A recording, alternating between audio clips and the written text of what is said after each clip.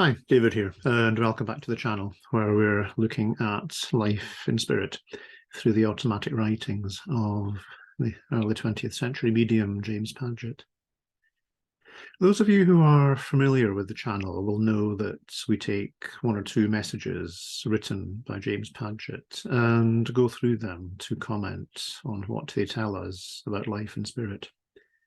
But before we get into today's message, I just wanted to give a reminder that a transcript for each video, message text plus commentary, is available on my Medium account. The link is in the video description box for each video. I just mentioned this because one or two people have been in touch to say that they enjoy having the text in front of them while listening. So if you haven't tried that before, by all means, give it a go. So today's video. At the moment, we're looking at a group of messages that were all given to James on the evening of March 7, 1916. On that evening, James heard from 3 people in spirit, each one giving him quite a detailed message. This was one of the evenings when James helped people in spirit who were struggling to make progress or in a condition of darkness.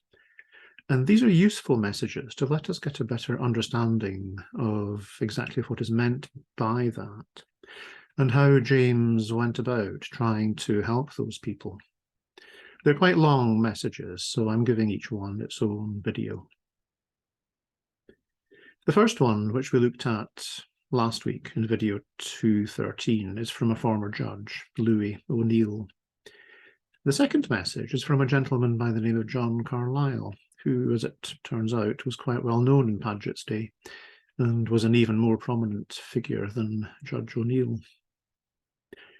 Carlyle's full name was John Griffin Carlisle, a prominent US politician, and ultimately a very unpopular one by the time he resigned as Secretary of the Treasury in 1896.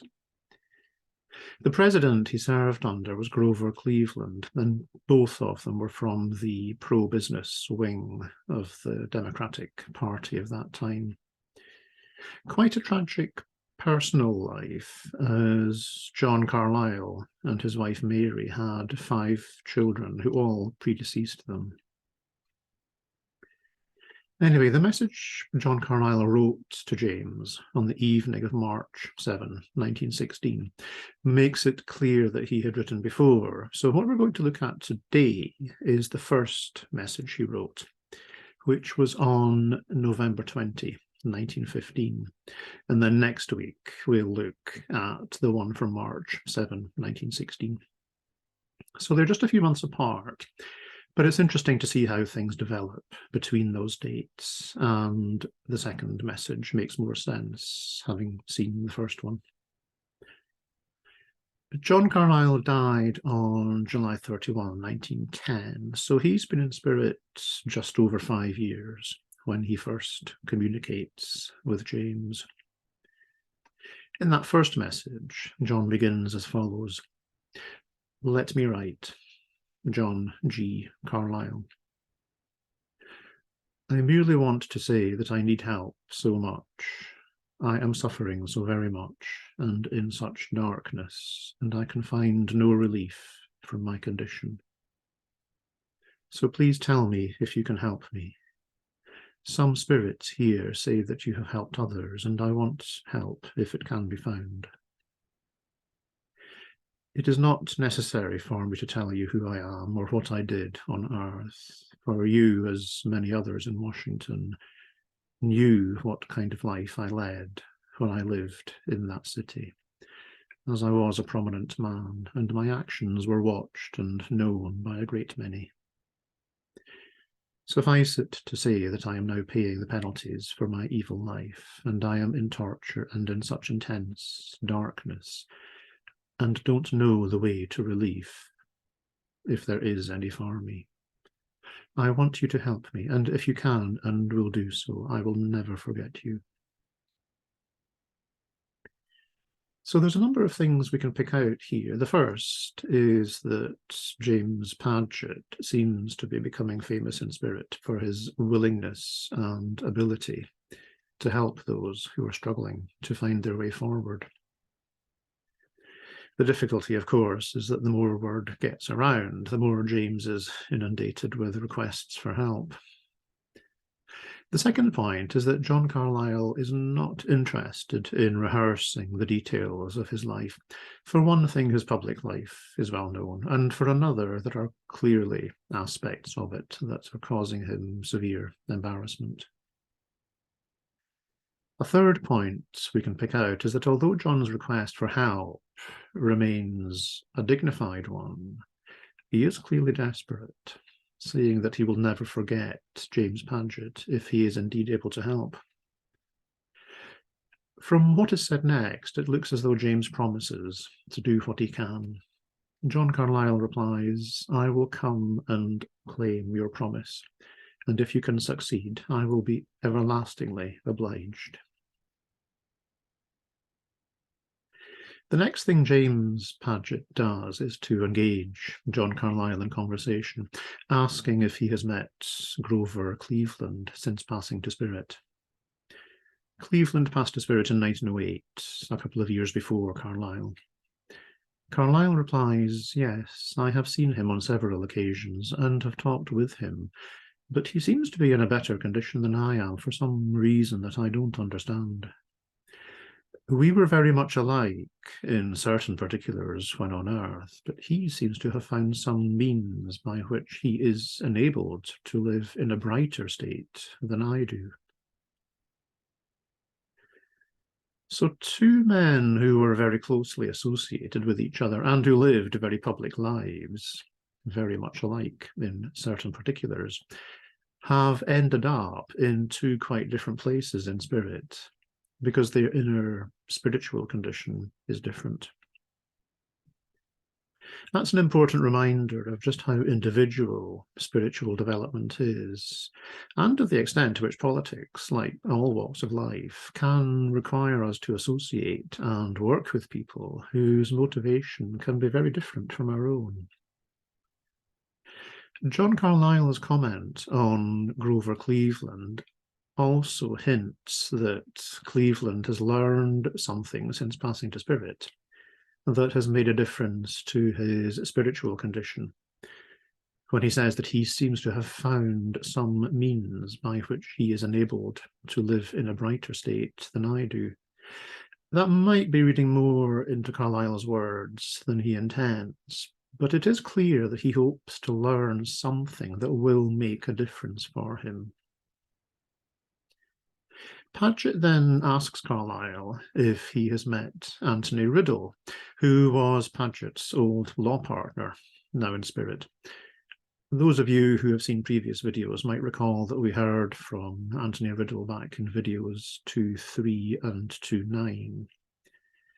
Riddle is part of Padgett's spirit band of helpers, so he is one of those Padgett refers people to when they come to him asking for help.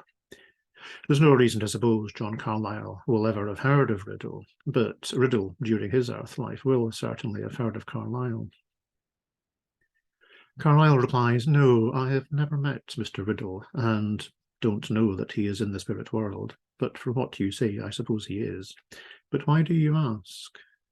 You know that I knew a great many of the public men, and so very many better than I knew Riddle, and hence I am a little anxious to know why you ask me if I have seen him." We can assume here that Padgett tells Carlisle a little about how Padgett and Riddle know each other, and how Riddle has progressed in spirit through the knowledge of divine love, which Padgett was always keen to share with those who came to him for help. Carlisle replies, "Well, you make me anxious to meet him, and should I do so, I will remember what you say." Padgett's next action is to ask Carlisle whether he sees any of his band of spirit helpers around him. Very often we see Padgett encouraging someone asking for help to look around and see whether they can perceive other spirits. And we often get a sense that it is this suggestion from Padgett that opens their awareness to the possibility that there are others around who can help. This suggestion from Padgett is also his cue to whoever is present from his spirit band to do what they can to show themselves. Carlisle replies, "Well, I have looked, and I see some beautiful spirits, but I don't know any of them. I have asked who they are, and one says she is your wife, and what a beautiful spirit she is, and how good and loving her appearance. I wonder why she is of such beauty." At this point, James Padgett seems to tell John Carlisle to ask Helen, James's wife, whether she can locate Riddle. Carlisle replies, "I have asked her, and she says she will try and has left me." Well, he is here, and how surprised I am, for he is beautiful and bright too, and seems to have so much love about him. What is the cause of all this wonderful beauty and brightness? To which Padgett probably replies, "Ask him." Carlisle returns, saying, "Well, he has spoken to me and tells me that he is glad to see me, and that he is willing and anxious to help me out of my darkness, and wants me to go with him for a talk, and I am going. I will try to do as you say, and will certainly make every effort to understand this great mystery. So, my friend, I must leave you, but in doing so, I want to express to you my gratitude for what you have done and for your kind thoughts. So believe me when I say that I am very grateful. Goodbye, your friend, John G. Carlisle."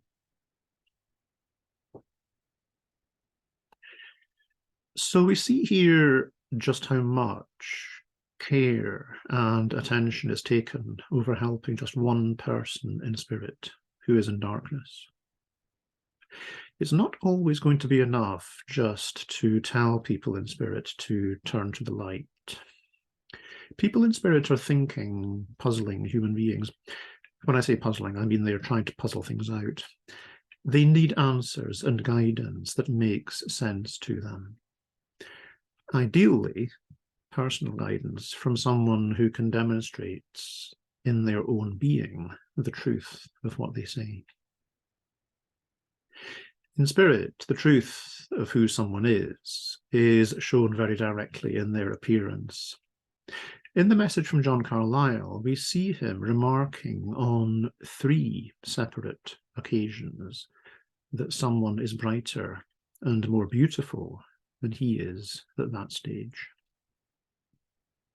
He says it of his old political boss, President Cleveland. He says it of Padgett's wife, Helen, and he says it of Anthony Riddle, whom Padgett has chosen as the one best placed to have a talk with Carlisle. This is the great mystery that Carlisle mentioned. How is it that others in spirit are so much brighter, more beautiful, happier than he is? One reason I like this message is because we have another perspective on what has just happened here. Once Carlisle has finished his message, Padgett receives a message from his wife, Helen. Helen writes, "I am here, Helen. I called you because when the spirit who wrote came, he was in such a bad and suffering condition, and begged so piteously to write that I thought it would be doing a great act of love and mercy to let him write." Now that's interesting. From Carlisle's message, we get the impression that he hasn't previously met Helen, and that it's only when he looks around at Padgett's prompting that he sees her. But from what Helen says, she was involved in the decision to enable Carlisle to communicate with James. We do know from other messages that Padgett's spirit band did make decisions on who should be allowed to write to James, so as to give help where needed, but in such a way as to avoid interfering with the task of conveying messages from the more highly advanced spirits who wrote through James. So we could only assume that although Helen was involved, or perhaps even was the one to make the decision to allow Carlisle to write, Carlisle was not at first able to see Helen fully for who and what she is. Helen goes on to describe Carlisle.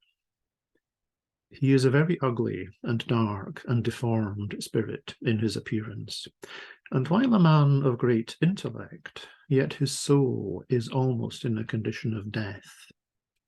That is, it has no conscious life, for it was literally starved, and was not capable of seeing or feeling any of the higher or better impulses. So when he came and said that he needed help so much, we let him write. He is now with Mr. Riddle, and I hope that he may find some light and relief, though I fear that he may have a struggle to believe what may be told him, for as you may know, when the soul becomes all shrunken and dead, it is hard for the intellect to believe anything which pertains to the awakening of the soul. But everything is possible with God, and this man is not beyond redemption. I believe, though, that he will have a long course of soul development before he will see the light and realize that his sufferings are leaving him. He must have been a very wicked man on earth, for he has about him all the traces and evidences of a very abandoned and wicked life. Their sins do follow them, saith the Lord, and I may add, staying with them until the great law of compensation has been complied with, or the greater law of divine love has supplanted it. You must not write more now, so goodbye, your own true and loving Helen. Now, there's something very interesting going on here. Helen distinguishes very clearly between intellectual comprehension and soul knowledge. From the way Helen describes things, it looks almost as though there are two separate processes going on. Carlisle himself talks of understanding, using his intellect to get some kind of handle on the process of spiritual development, and Helen confirms that this is one aspect of what is happening. Yet Helen also tells us that the reason for Carlisle's condition is that his soul has been starved, meaning that he has not yet become conscious at the soul level. This is one of the trickier things we learn from the Padgett messages, that intellect is simply an attribute of the soul, a useful one, of course, but that the soul itself is capable of direct knowing. It is this capability that, if developed, allows us to know God. As we develop in sharing divine love, it is our very soul that develops, the real us, we might say.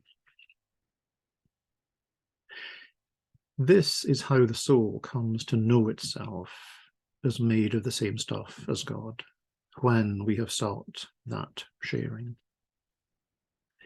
It is thus, and only thus, that we know ourselves as immortal, rather than simply choosing to believe this as it suits us. Greater mental or intellectual comprehension is then a byproduct of this knowing. Valuable, yes, but an incidental benefit, not itself the key to explaining the mystery. Those who prioritize intellect often struggle with the suggestion that we can know without understanding. Yet refusing to accept this is one of the ways we can hold ourselves apart from God. Helen's words remind us of the importance of prioritizing soul development. When we share in divine love, when the soul we truly are lives and grows in God's love, the rest follows as inevitably and naturally as water flows downhill.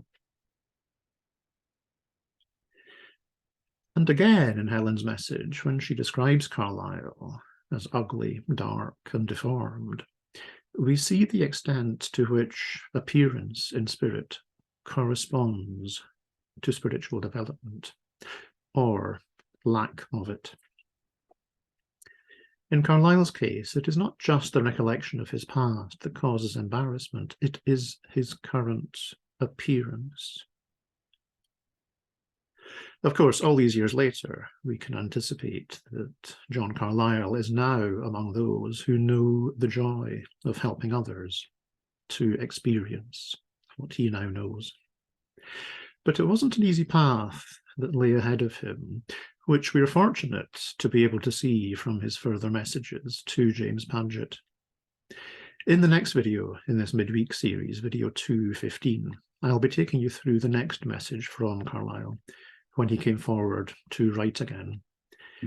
That next message is one of the 3 messages given to James on the evening of March 7, 1916, about 3.5 months later. So we'll get to see what progress John Carlisle has been able to make during that time.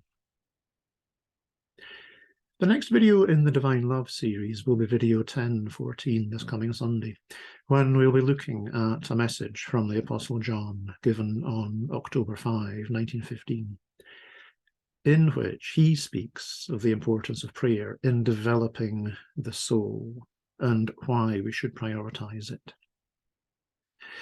So often I'm finding that these 2 series of videos are interlinking in ways I didn't anticipate when planning them out.